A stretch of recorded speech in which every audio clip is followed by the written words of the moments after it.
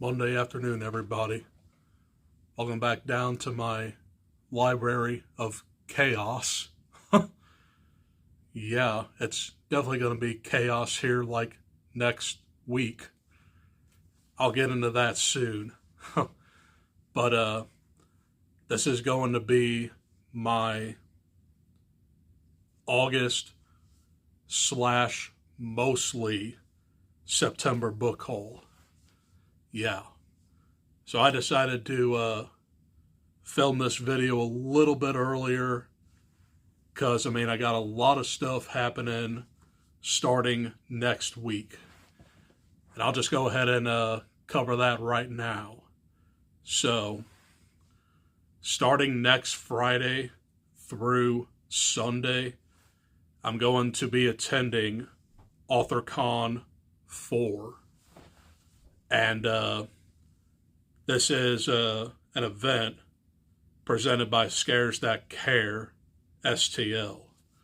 And this is taking place at the Marriott Renaissance Hotel. And it's 3 days of horror authors galore.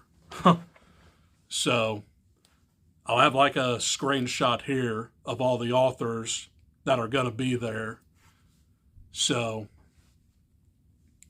if you want to know some details, I'll probably give you like the times and where this place actually is. So it starts October 4th, and the event runs from 4 to 9. Saturday is 10 to 6, and Sunday is 10 to 3.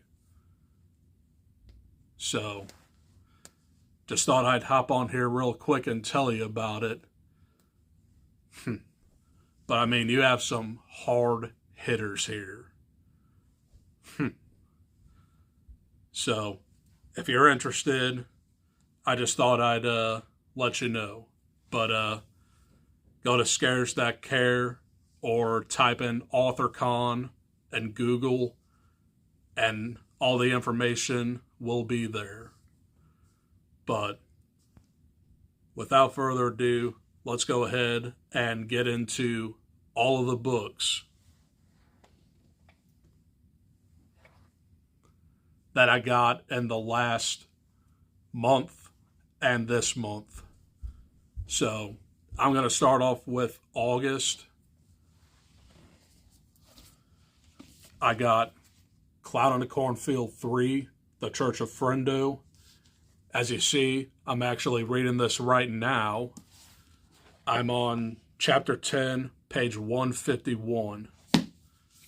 And this brings back Quinn Maybrook and a few other characters. And Quinn Maybrook is going throughout the U.S. hunting down the Friendo cult. So this is a pretty decent story right now, but nothing is really happening so far.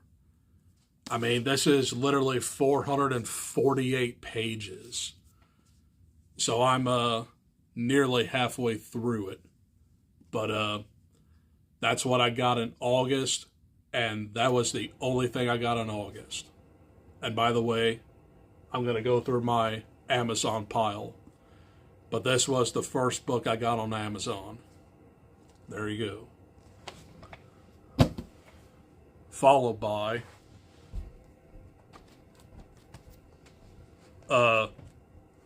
these. So I have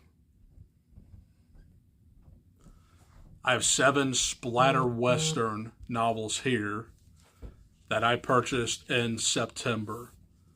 One of which I did read this month. So let's go ahead and get started with that one. So, Shadow of the Vulture by Regina Garza Mitchell. Yeah, it is right.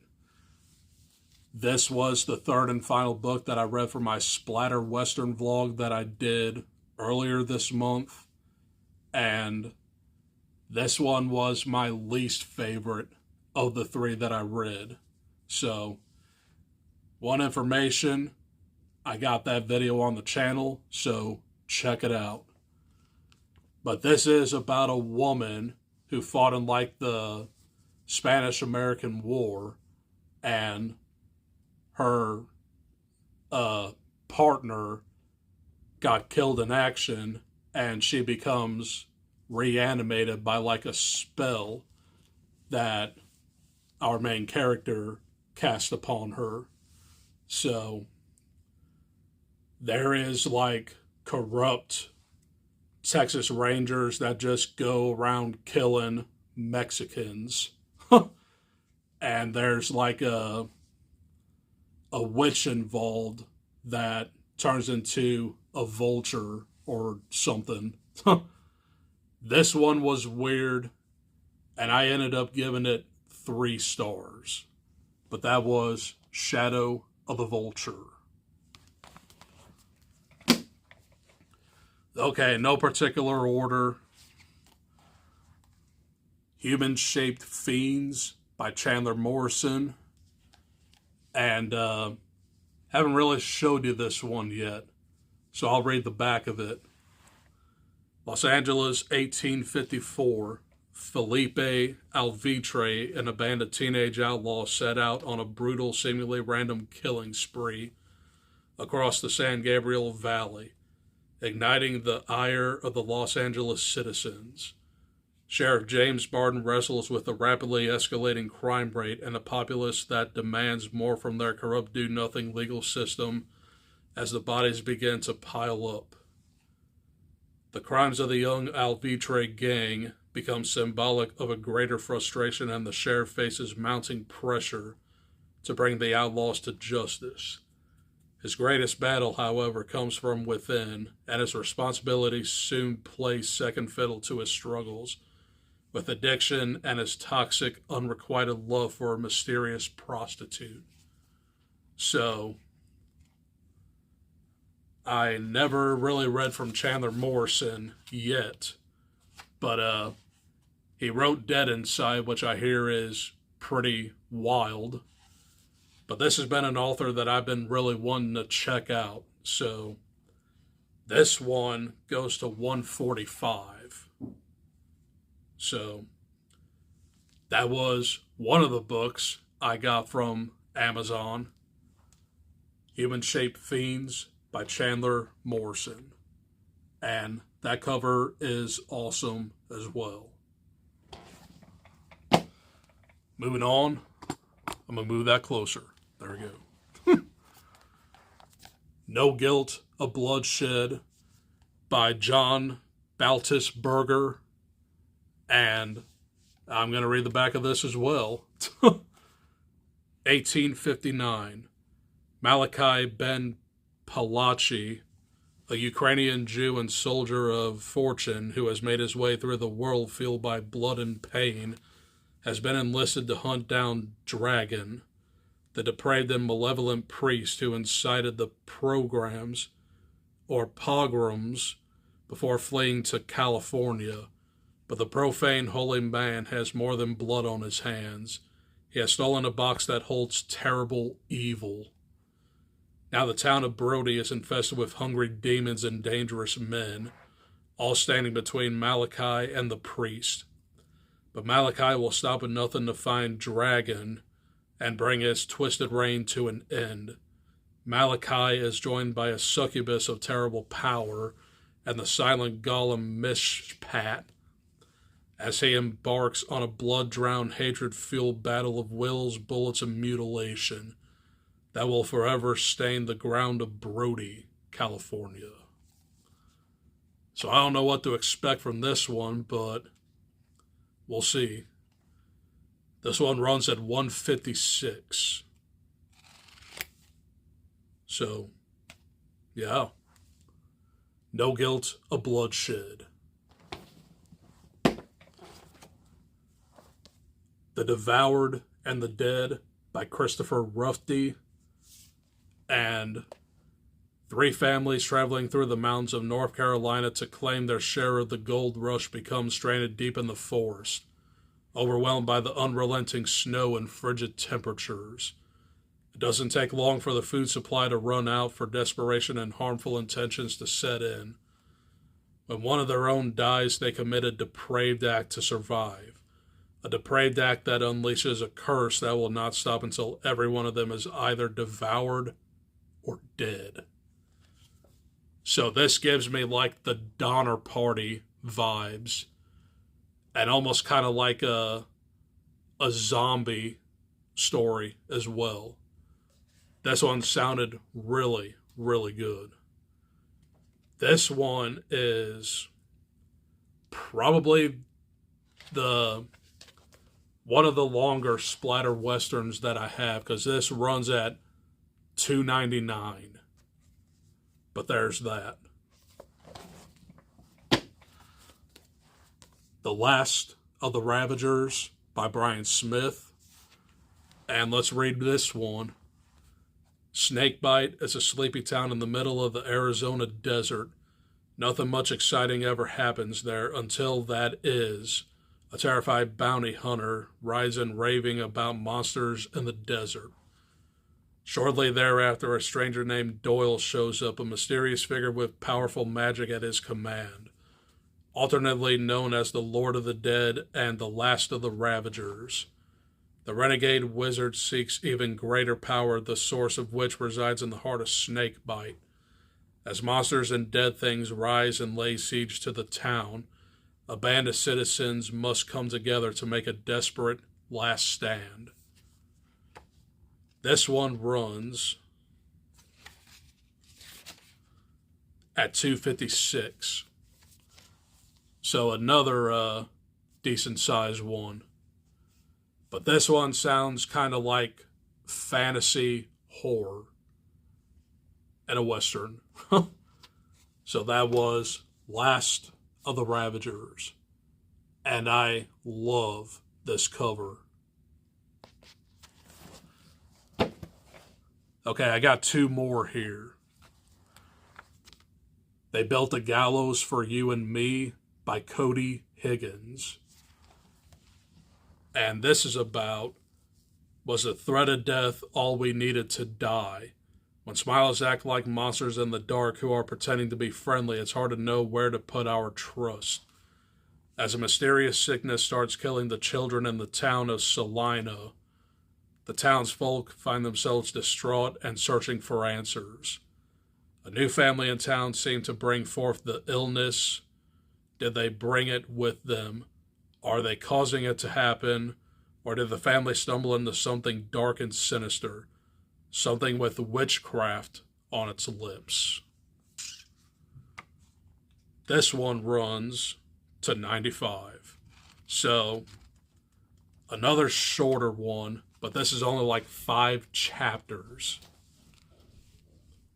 And I wanted to add this into the Splatter Western vlog, but I just didn't get to it.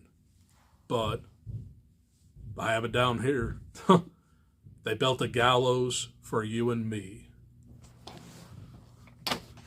And the final Splatter Western that I got was All of Your Dreams Will Come True When You're Dead by John Wayne Communal.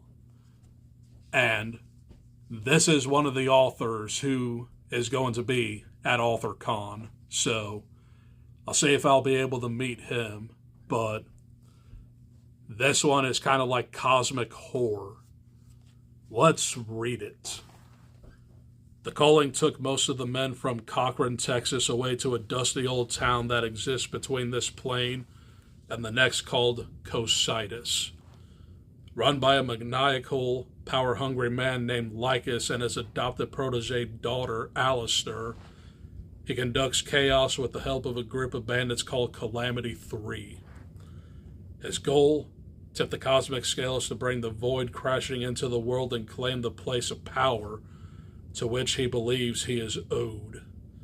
Loyalty is a flimsy commodity in Cocytus, and with Behemoth rushing from the celestial abyss, To heed a distant call, the small Texas town nestled somewhere between here and hell has no idea what's in store. So this one runs to 172.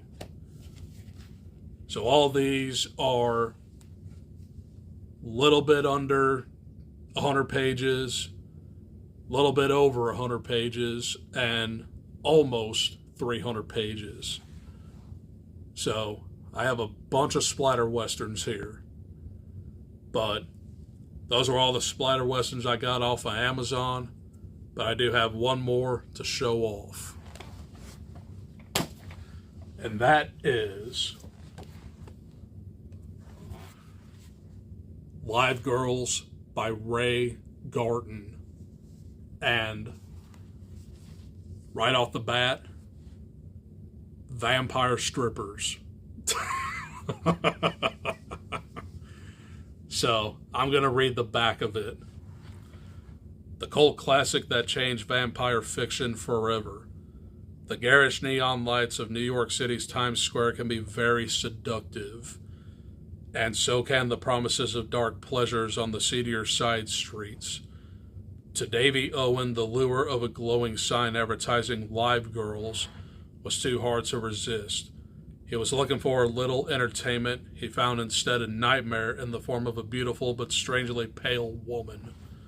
A woman who offers him passion, ecstasy, and eternal life, but takes in exchange his lifeblood and his very soul.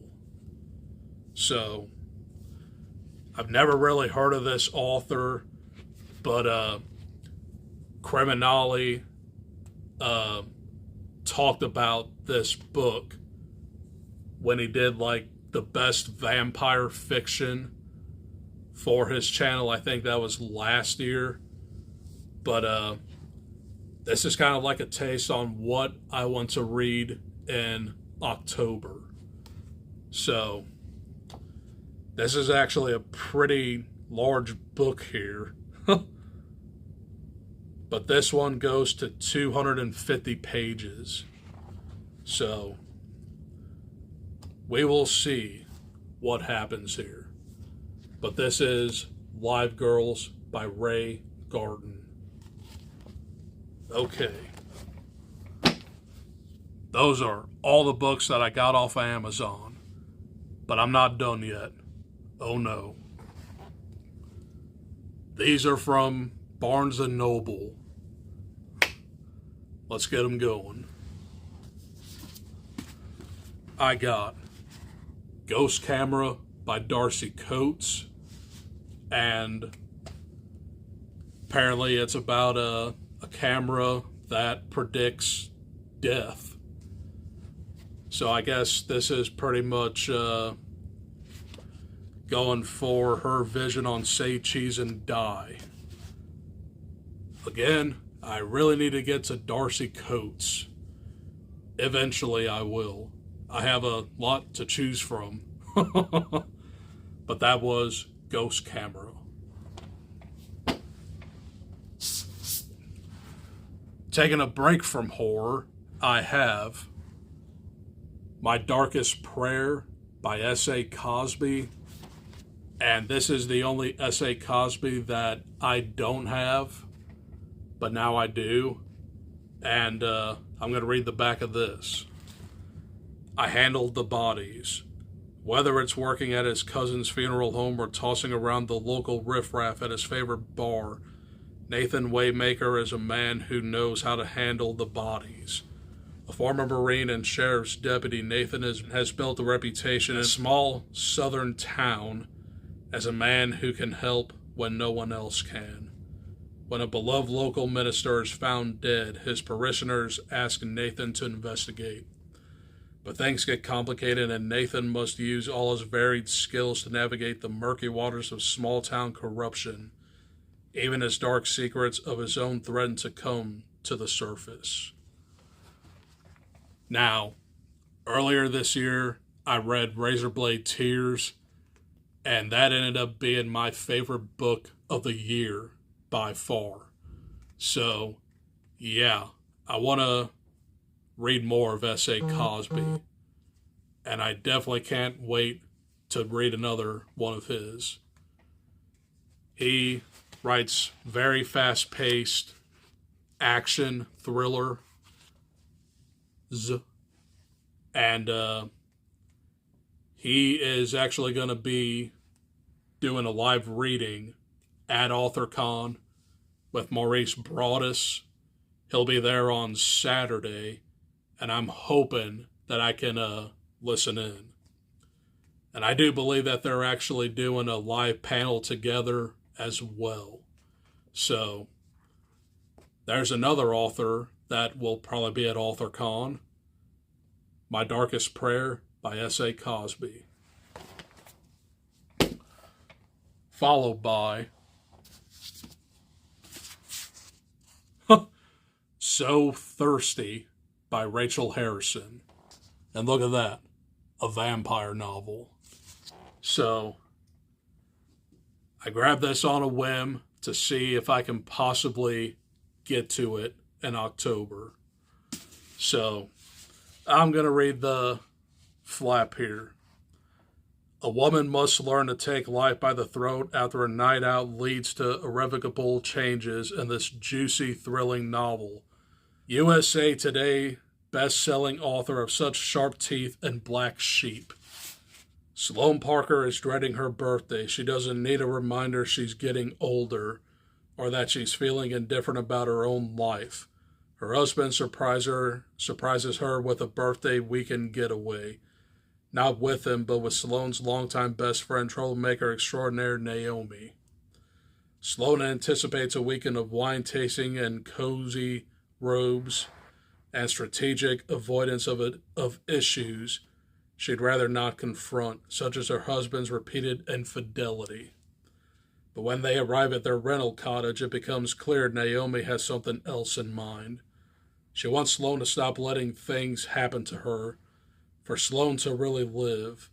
So Naomi orchestrates a wild night out with a group of mysterious strangers, only for it to take a horrifying turn that changes Sloane's and Naomi's lives literally forever. The friends are forced to come to terms with some pretty eternal consequences in this bloody, seductive novel about how it's never too late to find satisfaction, even though it might taste different than expected. So, vampires. And I haven't read from Rachel Harrison yet, but I do have a couple of her books. This just so happens to be about a vampire. So, the other two books I have from her are Cackle and Such Sharp Teeth. Cackle is about a witch, and Such Sharp Teeth is werewolf. But I thought that I'd give this a try for October, if I can get to it. That is So Thirsty by Rachel Harrison. Two more books. William by Mason Cawley. And this is about a haunting that deals with AI. That's all I know about it. So it sounds really interesting, but it could also be very goofy.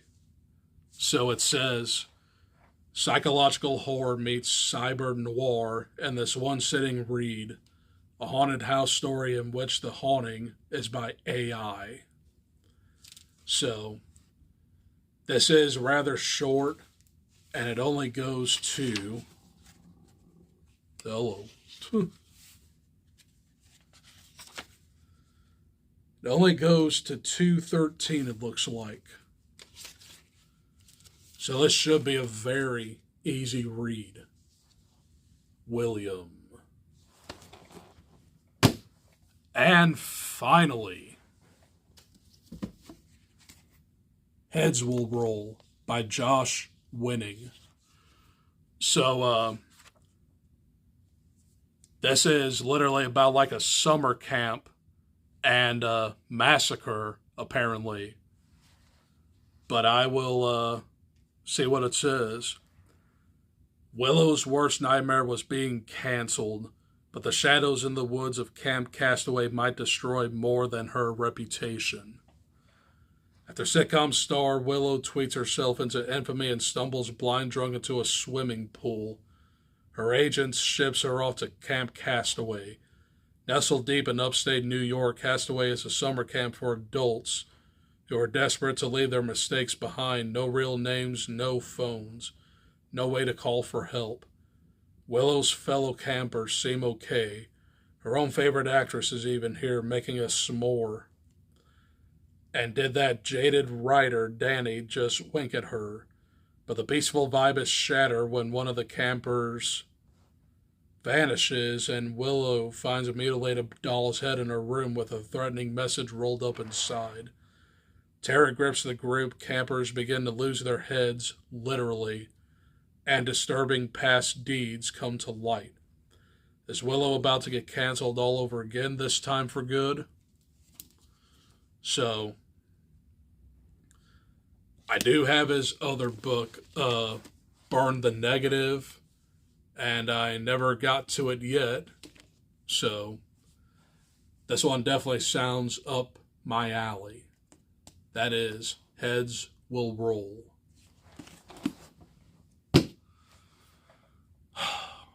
And there you have it. Those are all the books I got through Amazon and Barnes & Noble and the last month and this month. So, hopefully you guys enjoyed this, and look out for my review on Never Let Go. I plan on seeing that tomorrow, so I'll film a review for that tomorrow.